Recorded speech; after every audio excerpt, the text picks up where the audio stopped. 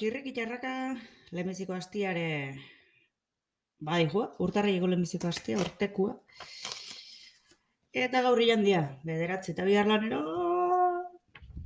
Bueno, ia ba, gaurko egunez, duela 45 urte, 1977ko urtarrilaren bederatzian, Juan Manuel Iglesias Sánchez hiltzen Sestaon Espainiako poliziarengandik ihes zioala bihotzekoak jota. Lagunekin jolas areto batean zela amnistiaren aldeko eta Sestaoko enpresa bateko kaleratzen aurkako manifestazioa igaro zen albotik. Eta poliziak gogor kargatzen hasi ziren.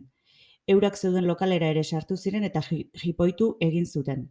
Bilar eta Bilate kaleko bigarren atariaren parean hil zen Juan Manuel 15 urte zituela.